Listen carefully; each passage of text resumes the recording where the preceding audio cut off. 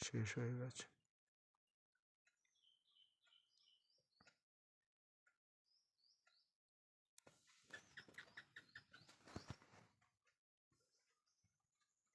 যা যা রঘুপতি রাঘব রাজা রাম, পতিত পাবন সীতারাম।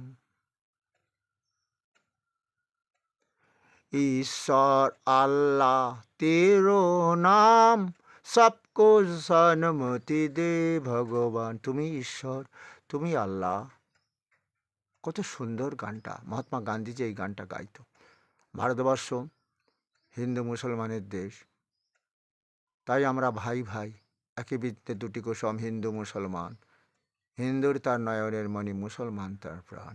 হিন্দুর রক্তের প্রয়োজন হয়েছে, মুসলমানের রক্ত সে দিয়েছে, মুসলমানের রক্ত নিয়ে সে বেঁচে আছে। আমরা ভাই ভাই, হরে কৃষ্ণ। কিন্তু পাল্টে যাচ্ছে আজকে। কেন পাল্টালো? আমরা রামায়ণ পড়ি না, আমরা গীতা পড়ি না, মহাভারত পড়ছি না। আর এস ওয়াজেদ আলী বলে একজন লেখক, ভারতবর্ষ বলে একটি উনি গল্প লিখেছিলেন, আমরা পড়েছিলাম ভারতবর্ষ। সেখানে তিনি উল্লেখ করেছেন একটি কথা, সেই ট্র্যাডিশন আজও বয়ে চলেছে, তার কোথাও কোনো পরিবর্তন হয়নি। এই কথাটার মানে কি? ট্র্যাডিশনটা কি? এই ওয়াজেদ আলী তিনি কলকাতায় বাস করতেন। তিনি প্রতিদিন দেখতেন, বাজার করতে যেতেন ওই রাস্তা ধরে একজন মাঝবয়সী যুবক, একজন মাঝবয়সী লোক কী যেন পড়ছে, আর তারই ছেলে সম্ভবত যুবক। সে খরিদ্দার দেখাশোনা করছে, আবার কিছু যখন দেখছে খরিদ্দার নেই, বাবার কাছে এসে বসে রামায়ণ শুনছে। যদিও তিনি বলেছিলেন কি এটা জানি না, তবে সাপ খেলানো সুরে যেন কি বলছে। পরবর্তীকালে ওটা রামায়ণই উনি নিজে স্বীকার করলে, রামায়ণ একটা সুর করে পড়ছে রামায়ণ, সাপ খেলানো। যাই হোক, তিনি চাকরির সূত্রে চলে গেলেন, 25টা বছর বাইরে কাটিয়ে এলেন কলকাতা ছেড়ে। 25 বছর পরে এসে তিনি অবাক হয়ে দেখছেন গ্যাসের আলো চারিদিকে, কলকাতা কত পাল্টে গেছে, রাস্তাঘাটের পরিবর্তন হয়েছে। কিন্তু সেই ট্র্যাডিশন এখনও সেই দোকানদার, এখনও সেই দোকান আছে, সেই মুদির দোকান, এখনও সেই মাঝবয়সী ছেলেটা খরিদ্দার দেখাশোনার ফাঁকে ফাঁকে শুনছে কি বাবার কাছ থেকে হয়তো রামায়ণ শুনছে, তার এতটুকু পরিবর্তন হয়নি। এই হলো আমাদের ভারতবর্ষের ট্র্যাডিশন। যে গৌরাঙ্গ মহাপ্রভু চেয়েছিলেন যে ভজ কৃষ্ণ বল কৃষ্ণ লহ কৃষ্ণ শিক্ষা। কে কৃষ্ণ? তিনি ত্রেতা যুগে রামচন্দ্র, দাপরে কৃষ্ণ, কলিতে গৌরাঙ্গ মহাপ্রভু। এই সেই কৃষ্ণ যিনি দাপরে কত লীলা করেছেন, যেটা পরীক্ষিত রাজা 7 দিন ধরে শোভন করে আমাদের ভারতবাসীদের জানিয়ে দিল।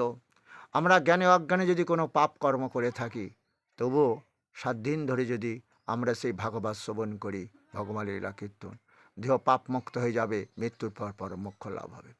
আমাদের শিখিয়ে দিয়ে গেল। কারণ তিনি কলির প্রভাবে কি হয়েছিল, তার কলিযুগ আরম্ভ হলো। হঠাৎ দেখছেন একটা ষাঁড়, যার 3টে পা খোঁড়া, একটা পা নিয়ে কোনো প্রকারে হয়তো দাঁড়িয়ে আছে, একটা পা ভালো। পরে দেবো, আমি এখন ওই ভিডিও করছি। যা, তাহলে কি হলো? এখন কি অবস্থা হবে তাহলে বলো তোমরা? আজকে আমাদের কেউ মারা গেলে কেন রাত্রিবেলা ভগবানের লীলা কীর্তন দেওয়া হয় জানো? এটা গীতাতে অর্জুনকে বলছে, অর্জুন অপি চেতসী পাপেব্য সর্বেব্য পাপকৃতম সর্বং জ্ঞান প্রলোভেনৈব বৃজিনং সন্তোষী। যদি তোমরা অধিক পাপাকারী হও, আমার গীতামৃত পান করো, গীতা জ্ঞান লাভ করে দেহ পাপ মুক্ত করো। এটা বলেছে ভগবান। কেন মৃত্যুর পর তুমি পিণ্ড খাওয়ার চিন্তা করবে? ওই জন্য বাবা মা মারা গেলে ছেলে গীতা পাঠক দেয়, আবার কেউ মরা লোকটার বুকের উপর গীতাটা চাপিয়ে দাও পাপ খণ্ডনের জন্য। কুসংস্কার তো। ভজ কৃষ্ণ বলেছিল ভগবান, ভজ কৃষ্ণ বল কৃষ্ণ লহ কৃষ্ণ শিক্ষা।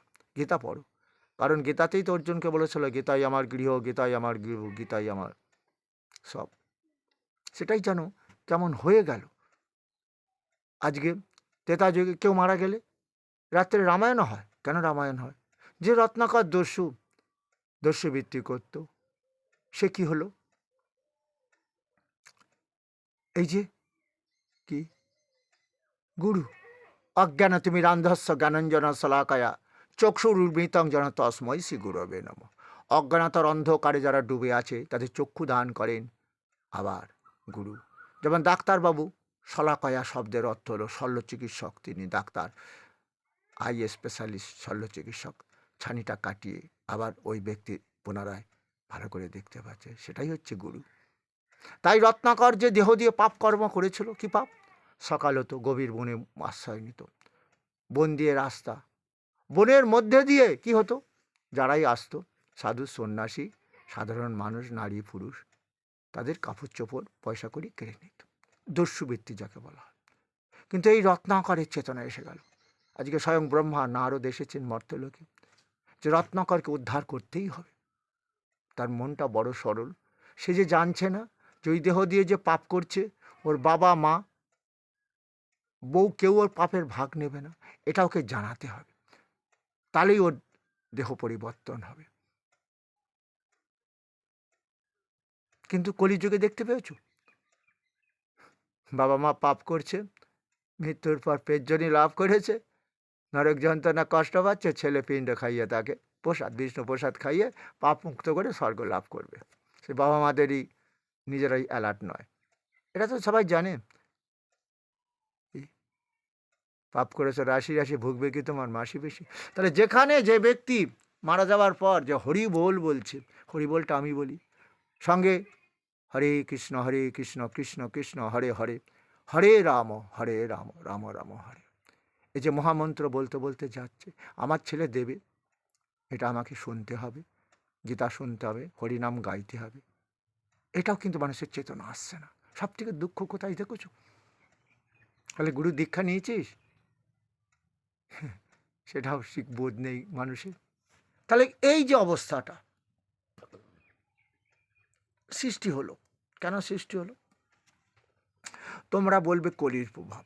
আচ্ছা, তাহলে পরীক্ষিত রাজা দেখলো একটি যুবক ওই ষাঁড়টাকে, খোঁড়া ষাঁড়টাকে বেদরব মারছে। এক সময় পরীক্ষিত রাজা মৃগায় বার হয়েছিল, ওই দৃশ্যটা দেখে চমকে গেলেন, দাঁড়িয়ে পড়লেন, যুবক তুমি এই ষাঁড়টাকে মারছো, তোমার মায়া দেয়া নেই? বলে আমি তো কলি, আমার মায়া দেয়া তো নেই। কেন?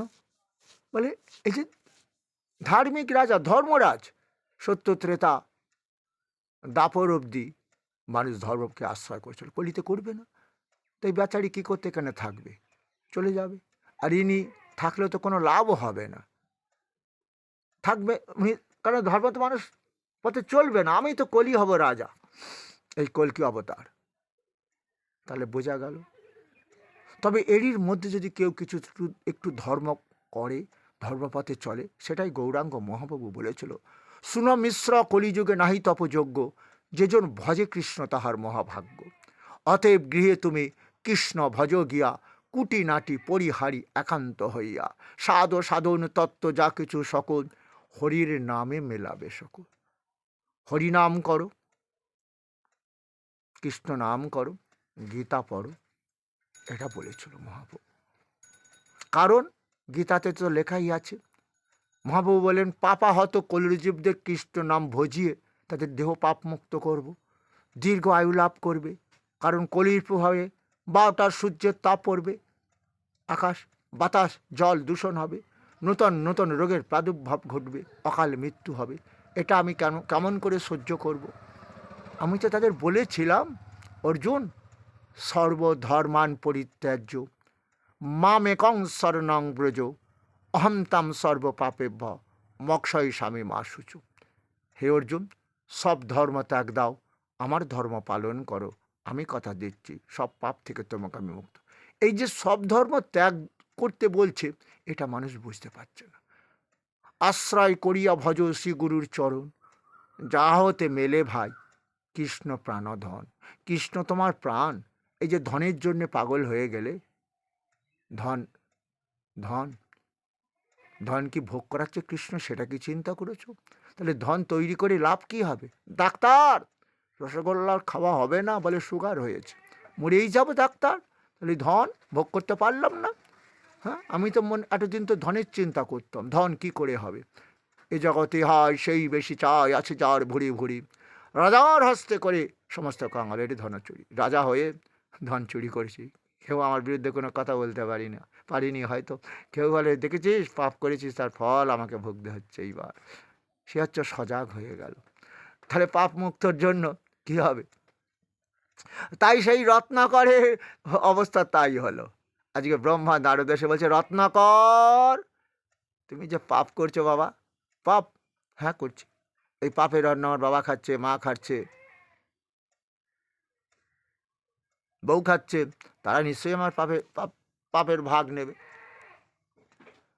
রত্নাকরকে তখন বলেছিল, রত্নাকর এই জগতে যে যার পাপ করে পাপের ফল তাকে ভোগ করতে হয়, কেউ তার পাপের ভাগ নেয় না। মা নেবে না, বাবা নেবে না, বউ নেবে না, যাও না ঘুরে এসো, তোমরা চলে যাবে। চলে আমরা যাবো না। লতা পাতা দিয়ে রত্নাকর নারদ আর ব্রহ্মাকে বেঁধে রেখে দিয়েছে, চললে। বাবা, ও বাবা, রত্নাকর বাবা এসেছিস, কি ব্যাপার এই সময় তো তুই আসিস না? বাবা তোমাকে একটা কথা জিজ্ঞাসা করো। কী কথা বাবা? আচ্ছা, আমি এই সকাল হচ্ছে আরম্ভ করলাম দস্যুবৃত্তি। এই দস্যুবৃত্তি করে যা পয়সা করি পেলাম, চাল ডাল তেল নুন তোমাদের কাপড় চোপড় আনছি কিনে, এক কথায় তোমাদের খাওয়াচ্ছি, পড়াচ্ছি, সব কিছু দস্যুবৃত্তি করে। এটা আমার পাপ হচ্ছে। তাহলে পাপের ফলটা কি তোমরা একটু ভাগ নেবে? বাবা, আমি তোর বাবা, তুই ছোট ছিলিস, তোকে বড় করেছিস, আমি এখন বুড়ো হয়ে গেছিস, আমি খাটতে করতে পারি না, তুই তো আমাকে খাওয়াবি রে বাবা। তবে তোকে পাপ পথে কর্ম করতে আমি তো চাই না, কোনো বাবা মা চায়। ভালো মন্দ খাওয়ার দরকার নেই, নুন ভাত খাওয়াবি, সৎ পথে আমরাও খাবো। আমরাও তো পাপন্ন যে আমরা ভোগ করছি, এটা আমরাও কষ্ট পাচ্ছি। এই পাপান্ন ভোগ করা মহাপাপ, এরও পাপের ফল ভোগ করতে হবে। হরে কৃষ্ণ। মা কথাটা শুনে বলছে, মা গো, বলে মা শুনেছি তোর বাবার কথা আমার কথা এক। 10 মাস 10 দিন গর্ভে ধারণ করে রেখেছিল, তোকে বড় করেছি, আজ আমি খাটতে করতে পারি না, তা তুই তো আমাকে খাওয়াবি পড়াবি বাবা, এটাই তো সংসারের নিয়ম। কিন্তু তোকে তো আমি বলবো না কখনো তুই পাপ কর্ম কর। পাপ অন্ন কেন খাবো, শাক ভাত খাবো, সেটা আমি জানবো কি শাক অন্নও ভালো সৎ পথে। তাই হলো না, বউয়ের কাছে চলে গেছে, স্ত্রী আমার একটু ভাগ নেবে তো? বলে, স্বামী সব শুনছি, কেউ কারোর পাপের ভাগ নেয় না, তুমি পুণ্য করলে অর্ধেকটা নেব, পতির পুণ্যে সতীর পুণ্য নহিলে খরচ বাড়ে। হ্যাঁ, রবি ঠাকুর বলে গেছে না, যাক আগেকার দিনে পতিরা বউকে সঙ্গে নিয়ে যেত না তীর্থে, খরচ বেড়ে যাবে বলে নাকি। হরে কৃষ্ণ, এখন যাচ্ছে, খুব ভালো। কিন্তু রত্নাকর চিন্তায় পড়ে গেছে, এসেছে আছাড় খেয়ে পড়লো, ব্রহ্মার নারদে দুটো চরণ ধরে কাঁদছে, যুগল চরণ, উদ্ধার করো উদ্ধার। হ্যাঁ, সব মায়া, আমি মায়ের জগতে মোহিত হয়েছিলাম, এই জগতে কেউ নয় বা কে বাবা কে মা। আমি বুঝতে পেরেছি যেটা প্রহ্লাদ পরবর্তীকালে বলেছিল, শোনা পিতা সার কথা কই স্তবস্থলে, সকলের মধ্যে গুরু হচ্ছে বাবা, তারপরে বড় হচ্ছে মা, বাবার থেকেও বড় মা। কিন্তু আমার মনে হয়, আমি যেটা ভেবেছি বাবা, হরিগুরু সব থেকে বড় গুরু, ওই জন্য দীক্ষাদাতা গুরু হচ্ছে সব থেকে বড়। কেন জানো বাবা? বাবা মা সন্তান সৃষ্টি করে, পালন করে, সব করে, কিন্তু এই সন্তান যখন দুরাগ্য ব্যাধি দ্বারা আক্রান্ত হয়, হ্যাঁ, আমাদের মারা পাগল হয়ে যায়, কত ঠাকুর মানত করে নাকি। কেউ বলছে বুক চিরে রক্ত পুজো দেবো হে মা কালী, হরে কৃষ্ণ। কিন্তু বাবা মা কি কেউ পারবে না উদ্ধার করতে। পুত্রের কর্মের ভোগ যদি কেউ খণ্ডন করতে পারে, সে আছে হরিগুরু, জানো না? কি পারবে? টাকা পয়সা খরচ করবে, রাখানোর মালিক তো সেই বাবা হরি। ওই যে রাখে হরি মারে কে, মারে হরি রেখে কে, পারবে বাবা বাঁচাতে? তাহলে সে আমি কি ভুল করেছি হরিগুরু বলে? তুমিও বলো বাবা, মা তুমিও বলো, হিরণ্যকশিপুর দৈত্য হয়ে কি আর সেই হরিগুরু বলে গো? বলতে পারল না, যাক সে তো গেল। এই রত্নাকর উদ্ধার কি করে হবে? রত্নাকরকে দীক্ষা দিলেন ভগবান, নারদ মুনি আর ব্রহ্মা মিলে, রাম নাম করো। তবে যাও আগে গঙ্গায় গিয়ে স্নান করে এসো। গঙ্গায় স্নান করতে গেল, কিন্তু হলো না, গঙ্গা মা সরে গেল। প্রভু, এত বড় পাপ করেছি, গঙ্গায় আমাকে শুনলো না, তাহলে কি হবে আমার মতন পাপী? রত্নাকর, রাম নাম বলতে পারছো না? মরা বলো, মরা। মরা মরা থেকে সে রাম হলো, রাম নাম এলো, বাল্মীকি মুনিতে পরিণত হয়ে গেল। হ্যাঁ, বাল্মীকি তার দেহটাকে আচ্ছাদন করলো। হাই হাই ভগবান, 500 বছর আগে আমরা আনন্দে খুব মহা ধুমধাম করে সেই গৌর পূর্ণিমা পালন করছে, এই দিনে এসে চলো ভগবান। কিন্তু সেই ভগবানকে কজন মানছে গো? হরে কৃষ্ণ হরে রাম, হরে কৃষ্ণ কৃষ্ণ কৃষ্ণ হরে হরে, হরে রাম রাম রাম হরে হরে। এই যে কি বলো বলো বলো, আমার যে শ্রদ্ধেয় গুরু নিন্দা মহাপাপ। অনুকূল ঠাকুরজির শিষ্যরা হরিনাম গায় না, কত জায়গায় দেখছি স্মৃতি কথা, গুরুর কথা ইত্যাদি ইত্যাদি নিয়ে থাকছে। হাই রে, আমি গোরাচাঁদ গোস্বামী গীতা পাঠ করি, আমাকে ভগবান মাসে 30টা হয়তো গীতা পত্র দেয়, প্রচুর দেখছি, যাচ্ছি। কি গো, আমরা অনুকূল ঠাকুরের দীক্ষিত? ও তা গোরাদা, আমাদের চেতনা এসে গেছে, সত্য কথা। আজকে আমার বউ তো পড়েনি এই তুলসীর মালা, সে তো দীক্ষা নিয়েছিল, আমি নিয়েছিলাম, কিন্তু ছেলে মরে গেল, ছেলে গলায় তুলসীর মালা পরে বলছে নমশ্রী বিষ্ণু, নমশ্রী বিষ্ণু, বিষ্ণুকে স্মরণ করছে এবং বিষ্ণুর ভক্তদের বৈষ্ণব বলে। তাই ছেলে বৈষ্ণব হয়ে বিষ্ণু আরাধনায় মন দিয়েছে। তার মা পেতনি হয়েছে, পেতলোকে আছে, নরক যন্ত্রণা ভোগ করছে। তাই ভগবান বিষ্ণুর পূজা করছে। তাই বলল নমশ্রী বিষ্ণু, নমশ্রী বিষ্ণু। আবার কি বলছে একটা কথা, প্রভু শ্রী মাধব, ওং শ্রী প্রভু মাধব, মাধব বাচি মাধব হৃদি, সর্বকার্যেষু মাধব সরন্তি। মানে সমস্ত কাজ সাফল্যমণ্ডিত করার জন্য সেই মাধবকেই চরণ করা হয়। কেন? এই দেহের মধ্যে মাধব রয়েছেন, দেহযন্ত্র তিনি পরিচালনা করছেন। আমি ব্রাহ্মণ, কি আমি গীতা পাঠক পারবো না সেই যদি মাধব না কৃপা করে? সেই জন্য সেই মাধবই তো জগৎ পিতা, জগৎগুরু। ওই যে অর্জুন, আমি কে? আমি তোমার সখা কৃষ্ণ তো। অবিভক্তঞ্চ ভূতেষু বিভক্তমিব স্থিতম, ভূত ভর্তি চ তদ্জ্ঞাং কৃষ্ণ প্রবিষ্ণু। ভক্তদের কাছে আমি কৃষ্ণ, কিন্তু আমি বিভক্ত হয়ে গেলাম। ব্রহ্মারূপে জগৎ সৃষ্টি করলাম, বিষ্ণুরূপে পালন করি, আর মহাকাল মহাদেব রূপে প্রলয় করি। ব্রহ্মার স্ত্রী মা সরস্বতী জ্ঞানের দেবী, বিষ্ণুর স্ত্রী মা লক্ষ্মী ধনের দেবী, আর মহাকাল মহাদেবের স্ত্রী মা কালী, মা চণ্ডী, মা বিপত্তারিণী, মঙ্গলচণ্ডী, কামাখ্যা মা, অন্নপূর্ণা মা, সবই অনেক কিছুই তার নাম, এক মা। তাহলে এক কৃষ্ণ। এইরকমই তিনিও বলেছিলেন গীতাতে, যে যথা মাং প্রপদ্যন্তে তাংস্তথৈব ভজামহম, মম বার্তানুবর্তন্তে মনুষ্যা পার্থ সর্বস্ব। এই মনুষ্যলোকে অর্জুন, তোমরা যে দেবদেবী পুজো করো, পুজোটা কিন্তু আমিই পাই। কেন জানো? যেহ পণ্য দেবতা ভক্তা যজন্ত শ্রদ্ধায়নিতা, তিহপি মামেব কন্থ যজন্ত বিধিপূর্বকম। যারা কামনা বাসনের আনন্দ দেবদেবী পুজো করে, আমি কি করি জানো অর্জুন? যো যো জাং জাং তনুং ভক্ত শ্রদ্ধায়া অর্চুতুমিচ্ছতি তস্য তস্যা চলং শ্রদ্ধাং তামিরে দমাম। সে জাতি আমার সন্তান, ঠিক আছে, আমাকে না করুক, আমার সৃষ্টির যে কোনো দেবতার পুজো করবে। যেমন দোকানদার দাদা বাবা গণেশের পুজো করবে, সন্ধে দেবে সেই বাবা গণেশকে, তাই শ্রদ্ধা ভক্তি দিলেন দোকানদার দাদা ভক্তকে। এবং সে যে ভগবানের দেওয়া শ্রদ্ধা ভক্তি দিয়ে বাবা গণেশের পূজন করলো মুদির দোকানদার, কিন্তু কিন্তু সে তো ভগবান কৃষ্ণ পূজা করলো না।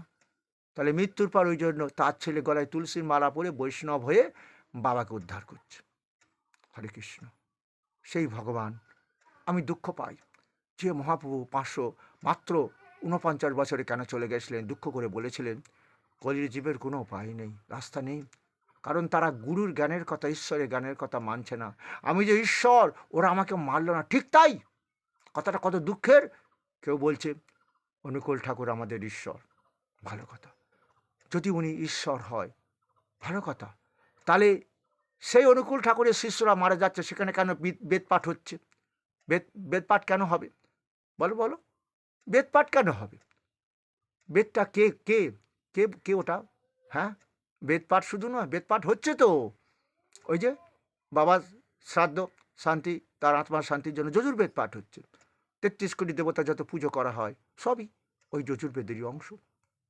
তবে সেই যে ভগবান বিষ্ণুরূপে পালন করছেন, এই জন্য আমাদেরকে সবাইকে বৈষ্ণব হতে বলেছিলেন মহাপ্রভু।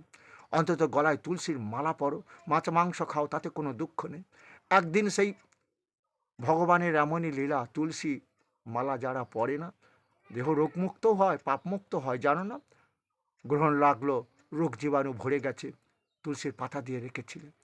তাহলে তুলসীর মালা এই জন্যে মহাপ্রভু চেয়েছিল না যে সবাই পড়ুক, অন্তত দেহটাকে শুদ্ধ করুক। যে দেহটার মধ্যে কাম ক্রোধ লোভ ভরে যাবে, আর কলির জীবের দশা, সকলে বিষয়ে মত্ত, নাহি জানে কৃষ্ণ তত্ত্ব, ভক্তি শূন্য হইল অবনী। চেন দেখবে দুর্গা, হ্যাঁ, দুর্গা চাল, হ্যাঁ, মা দুর্গার ছবি চালের প্যাকেটে। আবার বলছে কি কি লেখা আছে চালের প্যাকেটে? ভগবান কৃষ্ণের ছবি, কানাইয়া স্টোনলেস রাইস। কত দেখবো, গোপাল জর্দা, গোপী জর্দা, কৃষ্ণ চানাচুর, কাপড় পরবো, কাপড়ে তো সেই ভগবান কৃষ্ণের ছবি। সব বিষয় চিন্তা করতে করতে সেই ভগবানকে কিভাবে অপমান করছে চিন্তা করেছো? আমরা হিন্দু তো, হ্যাঁ, আজকে হিন্দু তো আমরা দেবদেবী পুজো করি, এটা দেখাইনি? স্বামীজি আমাদের জ্ঞান দেয়নি? হ্যাঁ, যে রাঠৌরের মহারাজ বলছেন, স্বামীজি আপনারা কাঠ, কাগজ, পাথর, মাটির মূর্তি তৈরি করে পুজো করেন, ওটা কি আপনাদের আরাধ্য দেবতা আছে? স্বামীজি সেদিনকে কি করেছিল?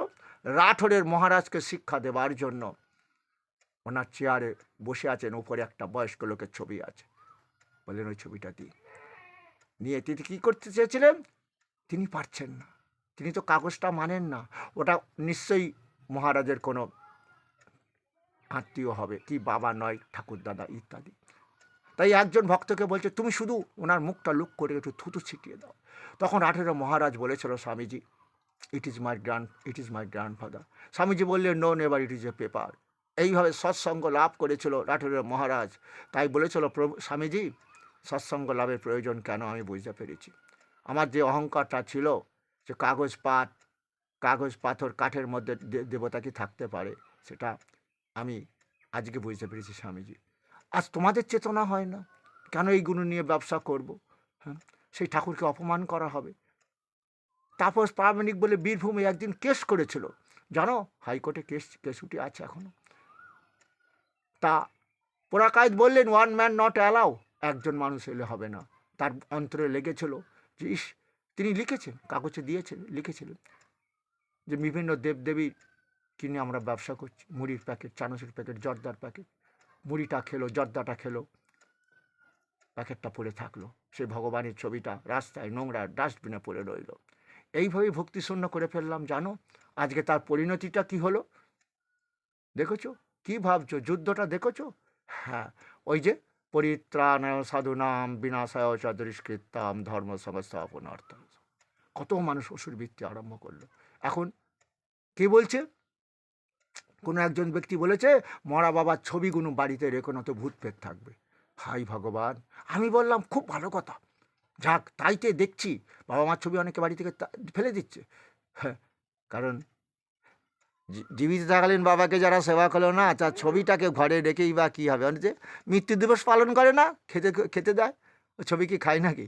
হরে কৃষ্ণ। যাক, আমরা মহাকলির একদম এতে সন্ধিক্ষণে এসে গেছি। তবে ঘোর কলি আসবে কবে জানি না, বলতেও পারবো। তো মহাকলিটা এটাই হয়তো, এটা থেকে উদ্ধার কী করে হব? দরকারও নেই উদ্ধার।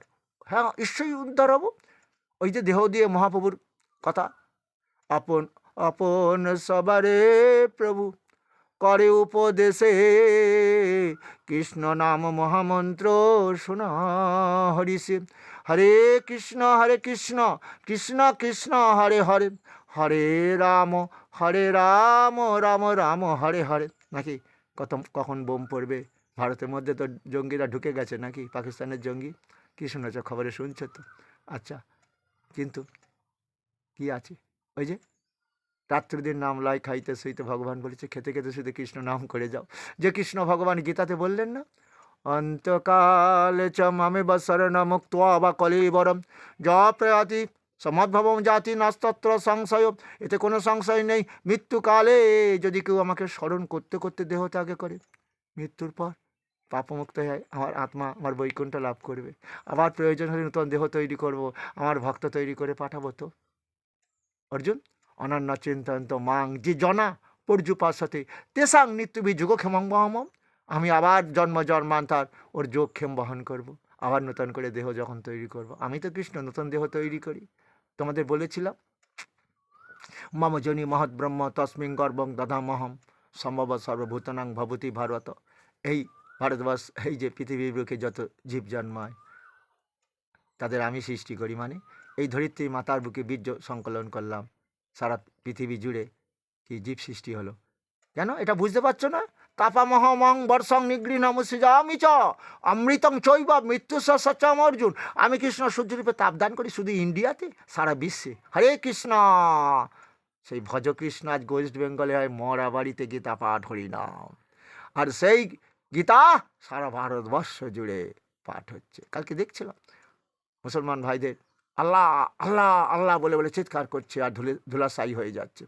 তাও ওরা একটু নাম করছে, আমরা এখনও পারছি না, কারণ অভ্যাসযোগ, ওদের অভ্যাস করে ফেলেছে। তো ওটা 5 ওয়াক্ত নামাজ পড়তে পড়তে ওটা তো অভ্যাস হয়ে গেছে, তাই দেহের মৃত্যু হচ্ছে আল্লাহ মালিকের নাম করতে করতে মারছে। তো আমার প্রভু এইভাবেই চেয়েছিল, রাত্র দিন নাম লয় খাইতে শুইতে, তাহার মহিমা বেদে নাহি পারে দিতে।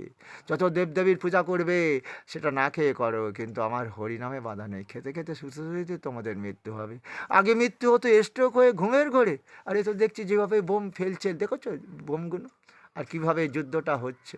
আর সেই যুদ্ধটা একদম ভারতবর্ষের দোরগোড়ায় এসে গেছে, কাশ্মীরে এসে গেছে। না দেখছো না, শুনতে পাচ্ছ না? কে ঠেকাতে পারবে? কেউ পারবে না। কারণ ওই যে ভাগবতের লেখাই আছে, কলি মহাকলি ঘোরকলি। কিছু মানুষ টিম টিম করবে, তাও অচ্যুতানন্দ উনি লিখলেন 63 কোটি লোক 63 কোটি লোক পৃথিবীতে থাকবে, যুদ্ধে মারা যাবে, মহামারীতে মারা যাবে, তবে মরবে কে? দেহ। ওই সেই ভগবানের কথা, কে? অর্জুন মান মনা ভব মদ ভক্ত মদ জাজিমাং নমস্কুরু মামে বৈশ্যসী সত্যান্তে প্রতি জানে প্রিয় হসিমে। তোমরা সবাই আমার প্রিয়জন, আমি তোমাদের পিতা মাতারূপে সৃষ্টি করেছি, তোমরা আমার সন্তান। আমার একটু জ্ঞানের কথা শোনো। যে সন্তান বাবা মার কথা শোনে তাদের পরম মঙ্গল হয়, দেহ দিয়ে সুখ শান্তি পায়, মৃত্যুর পর পরম মোক্ষ লাভ হয়। হ্যাঁ, কৃষ্ণ নাম ভজনে হয় জীবের পাপ মুক্তির কারণ, কর্মভোগ রোগের ঔষধ রসায়ন। হরে কৃষ্ণ। হ্যাঁ, বারুদের গন্ধগুণ আসছে তো বাতাস, এরপরে দূষণটা কি পরিমাণে বাড়বে তোমরা বুঝতে পেরেছ? কি গো? হরে কৃষ্ণ, বুঝতে পেরেছ? তাহলে শোনো, দেহের মৃত্যু হোক, কিন্তু দেহ দিয়ে মুসলমান ভাইরা যেমন বলছে আল্লাহ আল্লাহ 5 মাস নাম করছে, তুমি একটু নাম করো। কারণ আমাদের মৃত্যুর পর তো সবাই বলেছিল, অর্জুন বলেছিল কৃষ্ণ যুদ্ধ করতে পারবো না, কেন বর্ণশঙ্কর সন্তান দিয়ে বাবার পিণ্ডদান ক্রিয়া হবে না। হ্যাঁ, বাবাকে খুঁজে পাবে, ছেলে থাকবে বেঁচে, যে যুদ্ধ হচ্ছে ওখানে। হ্যাঁ, কি বুঝতে পারছো? ওদেরও তো সেই বাইবেল পাঠ হয়, মৃত্যুর পর কোরআন পাঠ হয়, হবে? হরে কৃষ্ণ। তবে ওরা করে যাচ্ছে, যে যার কর্ম করে যাচ্ছে, যে যার, বুঝেছ? তোমরাও করো না। দেহটা তো সেই ভগবান কৃষ্ণ আত্মারূপে রয়েছেন, দেহটা তো আমার নয়। কৃষ্ণ আমি আমার আপন। তাই তো সেই ভগবান বলেছিল না অর্জুন, কি বলেছিল? মন মনা ভব মদ ভক্ত মজ্জাজিমাং নমস্কুরু মমে বৈশেষী যুক্ত বা আত্মানাং মত। তুমি আমার তো, বাবা যেমন সন্তানের মধ্যেই তো থাকে, মা চিন্তা করে না ছেলেটা গেল এখনো এলো না। ও অর্জুন, তুমি কি আমাকে এমন আপন ভেবেছো? তোর আত্মাটা সন্তান তো আমাকে এইভাবে ভালোবেসেছো অর্জুন। হ্যাঁ, আমার গোপাল, আমার কৃষ্ণ, আমার কৃষ্ণ, আমার কৃষ্ণ। জানো, আমি তো তোমার বাবা মা রূপে সৃষ্টি করেছি, তাহলে আমরা রোগের যন্ত্রণা ভোগ করি। বাবারে মারে, আমার বাবাই আসবে তো উদ্ধার করতে, আসবে না? যে ছেলে উদ্ধার করবার জন্য সেই বাবা ভজন করছে। হ্যাঁ, সেই ভগবানকে। আর তাহলে সরাসরি বাবা আমি দেহ দিয়ে ভজন করলে নিশ্চয়ই আসতো তো, আসবে তো। হরে কৃষ্ণ। আপদে বিপদে যে তোমার পরম আত্মীয়, তাকে কেন তোমরা ভজো না? যার মুখে ভাই হরি কথা নাই, তার মুখ পানে তুমি যেন চেয়েও না। নিজেই হরি কথা শ্রবণ করে, নিজেই হরি আশ্রয় করে, এটাই চেয়েছিল মহাপ্রভু। তোমাদের রত্নাকরকে দিয়ে উদাহরণ দিয়ে দিল। হ্যাঁ, যে যার ভজন করতে হবে। হরে কৃষ্ণ। ভিডিওটা ইতি দিলাম।